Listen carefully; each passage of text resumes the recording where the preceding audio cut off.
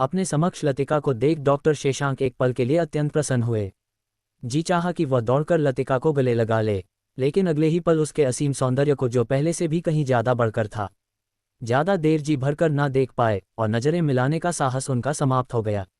नजरें झुकाए डॉक्टर शेशांक सिर्फ इतना ही कह सके, लतिका तुम यहाँ कैसे? लेकिन यहाँ तो लतिका की कुछ और ही स्थिति थी। लतिका किसी जड़ मुरत सी लगातार डॉक्टर शेशांक को देखते ही जा रही थी। उसके अंदर तो जैसे भूचाल सा आ गया था, जिसे सिमटने को उसने अपने हाथ में एक रजिस्टर को और भी जोर से पकड़ लिया, और तब भी जब नियंत्रण ना रख सकी तो उसकी भावनाएं कुंठित हृदय से आंखों से आंसू के रूप में बह निकली। लेकिन नियंत्रण की सीमाएं तो कोई स्त्री मन से सीखे। जहां एक और अपना सब कुछ न्यौछावर कर देने को तत्पर रहने वाली स्त्री जब भावनाओं को दबाकर खड़ी हो, तब वह किसी पत्थर से कम नहीं होती। लतिका से कुछ भी कहा नहीं जा रहा था। डॉक्टर शेशांक कुछ कहने की स्थिति में नहीं थे। फिर भी हिम्मत जुटाकर डॉक्टर शेशांक ने हाथ के इशारे से लतिका को बैठने का कहा, और ठीक भी था, क्योंकि और बहुत ज्यादा समय तक लतिका के लिए खड़े रहना अपने अस्थिर मन के साथ संभव नहीं था। लतिका वही पास के सोफे पर धम्म करके बैठ गई, जैसे कोई पत्थर पहाड़ से टूटकर गिरा हो। डॉक्टर शेशांक और लतिका एक दूसरे को बहुत देर तक यूं ही निहारते रहे। अंत में स्त्री मन ने जवाब दे दिया। लतिका ने एक हाथ से अपने आंसू पोंछ चुप्पी तोड़ी और मुस्कुराकर कहने लगी, कैसे हो डॉक्टर साहब आप? मैंने पढ़ा आपकी खोज के बारे में, जो भले ही इस दुनिया के लिए बहुत छोटी हो, लेकिन वास्तविक और राष्ट्रीय स्तर पर आपको बहुत मान मिला। बहुत बहुत बधाई हो। कम से कम कोई एक काम तो पूरा हुआ। मुझे तो लगा था किसी भी कार्य को अधूरे में छोड़ देना आपकी नियति में लिखा है डॉक्टर शेशांक। हाँ, खोज तो की उन सूक्ष्म आंखों को ध्यान में रखकर जिसमें बहुत कम समय में मुझे सारी दुनिया दिखा दी। उसी का स्मरण कर मैंने सूक्ष्म कैमरे की खोज की। लेकिन फिर भी उस खोज के पश्चात भी मेरी खोज अधूरी रह गई, क्योंकि मैंने दुनिया को अतीत देखने और याद रखने के लिए कैमरे तो प्रदान कर दिए, लेकिन खुद के अतीत को ना संवार पाया। ढूंढता रहा ना जाने कितने ही दिनों बिना किसी को अपनी व्यथा बताएं। मैंने लगभग हर यूनिवर्सिटी के रिकॉर्ड मंगवा कर देखे, लेकिन मेरी खोज समाप्त ना हुई। तुम मिली भी तो एक अप्रत्याशित रूप से, एक ऐसी दुनिया में जहां मैं बंधक हूं या आज़ाद, ये तक तय नहीं कर पा रहा हूं। तुम कहाँ थी लतिका? आखिर कॉलेज की पढ़ाई के बाद तुम कहाँ चली गई? चंद दिनों के लिए मैंने कॉलेज क्या छोड़ा, तुमने तो सारा शहर ही छोड़ दिया। मैंने लगभग सबसे पूछना चाहा, लेकिन किसी ने भी सही जवाब नहीं दिया। एक मौका तो देती मुझे अपनी सफाई का, या एक पल रुककर पलटकर उन भीगी आंखों को ही देख पढ़ने का प्रयास करती। इतना खुदगर्ज नहीं था मैं कि तुम्हें यूं ही छोड़कर चले जाता। तो क्या करती मैं? क्या अपनी बर्बादी का मंजर देखने के लिए ठहर जाती, या उन आंखों में झांकने का प्रयास करती जिनमें सिर्फ और सिर्फ चिंता की लकीरों के साथ एकाकीपन का बवंडर था? मेरे लाख झांकने के बावजूद भी मेरा मिलना मुश्किल था। ठीक उसी तरह जैसे चाहे खूबसूरती कितनी ही क्यों ना हो, अस्थिर जल में नजर नहीं आती। और फिर तुमने एकटक जवाब तो दे ही दिया था कि मैं परिवार वालों को ना नहीं बोल पाऊंगा। क्या एक बार प्रयास करना भी उचित नहीं समझा? मैं तुम्हारे खातिर पूरे परिवार से लड़कर आई थी, सिर्फ ये कहने के लिए शेशांक कि मैं सिर्फ परिवार की नहीं, खुद को भी तुम में समाहित करने आ गई हूँ।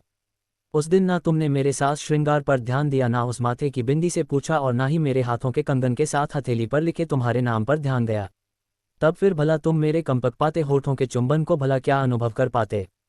तुम तो सिर्फ और सिर्फ अपनी बात रखने आए थे। शेशांक, क्या एक बार भी तुमने मेरे स्त्री मन में पड़ना चाहा? तुम्हारी ये आंखें एक बार भी अगर मुझे गौर से देख लेती तो शायद यूं पलट कर नहीं जाते। तुम विचार करने नहीं आए थे, तुम तो अपना फैसला सुनाने आए थे। एक तरफा फैसला। अगर विचार करते तो मैं राधा बनकर भी रह जाती, लेकिन तुमने मुझे वह भी मौका नहीं दिया। अरे कम से कम एक बार मेरी भावनाओं को तो समझ, मेरी भी राय पूछ ली होती। मैं हाथ में सिंदूर की डिब्बी लिए हुए मंदिर की चौखट पर खड़ी रही, और तुम बवंडर की तरह यूं ही चले गए। कृष्ण भी राधा से बिना पूछे और बिना मिले वृंदावन छोड़कर नहीं गए थे। इतना साहस तो उन्होंने रखा था, क्योंकि उन्हें विश्वास था राधा के प्रेम पर, और तुमने।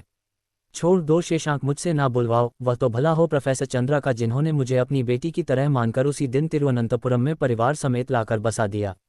बहुत दिनों तक तो मैं पिताजी से क्या खुद से भी नजरें नहीं मिला पाए। श्रृंगार, मुस्कुराहट, क्रोध, सब कुछ मौन में परिवर्तित हो गया था। लेकिन तुम्हें क्या? तुम तो अपनी दुनिया में मस्त हो ना। असीम दुख के सागर की गहराइयों में धकेलकर पलटकर भी ना देखने वाले, इतने समय पश्चात भी ढूंढने भी जाओगे तो भला क्या मिलेगा? खैर छोड़िए, मैंने अपने आप को संभाल लिया। किस्मत ने आज फिर मिलाया, पता नहीं क्यों मिलाया, ये तो मैं भी नहीं जानती। शायद एक आस थी फिर मिलने की, और वही मांगा करती थी उस ईश्वर से जिसे तुम नहीं मानते, इसलिए आज वही ईश्वर ने मेरी मंशा पूरी कर दी होगी। कहो कैसे हो? घर पर सब ठीक तो है ना? मैं तो ठीक से जानती भी नहीं कि परिवार में कौन कौन है तुम्हारे। यदि मन हो बता दो, इतनी क्षमता तो बची है अभी कि वह सब भी सुन सकूं, जिसे बताने में तुम्हें संकोच होगा। पहले मैं कहती थी कि बंटवारा संभव नहीं, लेकिन शायद कुछ ज़्यादा ही गर्व से मैंने राधा बनने से इनकार कर राधा रानी का अपमान कर दिया था, जिसकी सज़ा मुझे मिली। और फिर बंटवारा कैसा? मेरा तो कुछ था ही नहीं। छोड़ो शशांक, ना मन हो तो मत बताओ। आपका स्वागत है डॉक्टर तोशित की इस प्रयोगशाला में। किस्मत ने फिर आपसे आकर मिलने का मौका दे दिया, उसके लिए धन्यवाद। कुछ दिन और आपके साथ समय बिताने का मौका मिलेगा।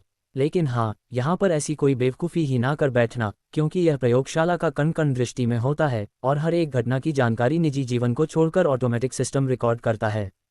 एक बार फिर आपके साथ काम करने का मौका मिलेगा। लतिका, ठहरो। पुरुष की व्यथा को समाज का कोई वर्ग ना समझ पाता, क्योंकि वह हमेशा से एक पक्षीय बना रहा है। वह स्त्री मन की तरह एक ही समय में अलग अलग जगह नहीं हो सकता। जिसके साथ होता है उसी में रमा होता है, शायद इसलिए वह दूजा व्यवहार नहीं कर पाता। उसका बच्चा मन बचपन से बुढ़ापे तक एक जैसा ही बना रहता है। हाँ, मैंने फैसला सुनाया था तुम्हें, लेकिन वह फैसला मेरा नहीं था। हाँ, व्यथित जरूर था मैं, इसलिए मैंने घर जाकर एक तरफा फैसला तुम्हारे ही पक्ष में सुनाया और तब से अब तक का सब समय सिर्फ तुम्हारी खोज में बिताया लतिका। इन सुनी बाहों में तुम्हारे अलावा और किसी के लिए कोई स्थान रिक्त नहीं, कहते हुए डॉक्टर शशांक लतिका के पास जा पहुंचे। लतिका खुशी के रजिस्टर छोड़ डॉक्टर शशांक की बाहों में सिमट गई। दोनों की आंखों में ज्वार भाटा उमड़ता, अनेकों चुंबन एक दूसरे को जड़ रहे थे। देखते ही देखते कुछ ही पल में दोनों आनंद की चरम सीमा पर पहुंच गए। उनका ध्यान भंग हुआ तो टेलीफोन की घंटी से। हेलो डॉक्टर शशांक, क्या हुआ? पैरों तले से जमीन खिसक रही है क्या? तुम यहाँ आए कैसे? सर आप। डॉक्टर शशांक सिर्फ इतना ही कह सके, इससे पहले कि वह अपना शब्द पूरा कह पाते सामने से जोरदार आवाज आए। शांत रहो नालायक बच्चे, तुमसे यह उम्मीद न थी। मैंने तुम्हें अच्छा वैज्ञानिक बनाना चाहा, अच्छा आदमी बनने की शिक्षा दी, लेकिन तुम न तो अच्छा आदमी बन सके और ना ही अच्छे वैज्ञानिक। तुम जासूसी करते हो क्या? क्या जरूरत थी जासूसी की? एक बार दिल खोलकर कहा तो होता। मेरे स्टूडेंट को कब किससे मिलवाना है ये हम अच्छे से जानते हैं। तुमने मुझे लाइफ में दूसरी बार निराश किया है, लेकिन दोनों बार मैंने तुम्हें माफ़ी के साथ साथ संभलने का एक मौका दिया। याद रखना, तीसरा मौका अब नहीं मिलेगा। लतिका, सामने खड़ी है तुम्हारी अमानत। अभी भी सोच समझ कर आगे बढ़ना। शादी करना हो तभी आगे बात बढ़ाओ, वरना दूसरा असिस्टेंट कल आ जाएगा। मुझे अभी पता चला तुम्हारे बारे में, वरना लतिका को तुम पूरी उम्र नहीं ढूंढ पाते। सस सर, सॉरी सर, और फ़ोन कट हो गया। डॉक्टर शशांक को तो जैसे खुशी के साथ साथ करारा तमाचा लगा। एक तरफ लतिका खड़ी थी और दूसरा घोर आश्चर्य। आखिर प्रोफेसर चंद्रा का फ़ोन, वो भी यहाँ कैसे? उन्हें कैसे जानकारी है ये सब की? आखिर यह सब क्या हो रहा है? अचानक, आश्चर्यजनक, अद्भुत, यह सब शब्द जैसे यहाँ की हवा में मिले हुए हैं। अब तो डॉक्टर शशांक को यह भी डर लगने लगा कि उसका खुद का भी कोई वजूद है भी या नहीं, और सामने खड़ी लड़की लतिका ही है ना? कहीं वो प्रयोगशाला में खुद एक प्रयोग की वस्तु तो नहीं?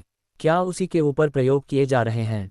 उनका दिमागी संतुलन ठीक तो है ना? ये सोच उन्होंने सबसे पहले अपने बाल खींचे, फिर लतिका के नज़दीक जाकर उसे स्पर्श कर चुंबन किया और धीरे से पूछा और कहा, सच बताओ, तुम लतिका ही हो ना? कहीं कोई मेरा भ्रम तो नहीं लतिका? क्या तुम कुछ ऐसा बता सकती हो जिसे सिर्फ तुम और मैं ही जानते हैं?